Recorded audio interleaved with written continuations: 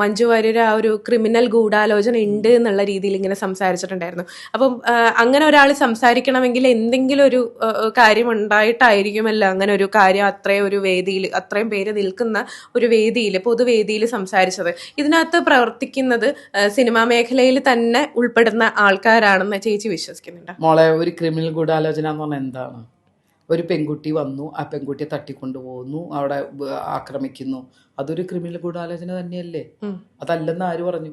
അതിന് സിനിമ ഫീൽഡിന്റെ സപ്പോർട്ടൊന്നും ഉണ്ടെന്ന് നമുക്ക് പറയാൻ കഴിയുമോ? ഉണ്ടെങ്കിൽ അവരത് കണ്ടുപിടിക്കില്ലേ? ഈ കോടതി, ഈ പോലീസുകാരൊക്കെ എത്ര നല്ല പോലീസുകാരാണ് ഇപ്പോൾ ഉള്ളത്. വിത്തിൻ സെക്കൻഡ് ഓരോ കേസും കാര്യങ്ങളും കണ്ടുപിടിക്കുന്നില്ലേ? എത്ര കാര്യങ്ങൾ കണ്ടുപിടിച്ച് അതിന് അറസ്റ്റ് ചെയ്യലൊക്കെ ഉണ്ടായിട്ടില്ലേ? അപ്പോൾ പിന്നെ ഇങ്ങനെ ഒരു ക്രിമിനൽ ഗൂഢാലോചന നടന്നതിൻ്റെ പുറകിൽ എന്താണെന്നുള്ളത് കണ്ടുപിടിക്കാൻ അവർക്ക് കഴിയില്ലേ? ഏതൊരു സംഭവം ചെയ്ത് ആ മഞ്ജു വാര്യർ പറഞ്ഞതിൽ എന്താ തെറ്റ്? ക്രിമിനൽ ഗൂഢാലോചന ഉണ്ടായിരുന്നു, അതേ പറഞ്ഞിട്ടുള്ളൂ. അത് പറയണതിനിപ്പോൾ ആ പറഞ്ഞതിനുള്ളതല്ലേ ഇപ്പോൾ 6 പേര് ശിക്ഷിച്ചില്ലേ? ആ ഗൂഢാലോചനയുള്ള ആൾക്കാരെയൊക്കെ ശിക്ഷിച്ചിട്ടില്ലേ?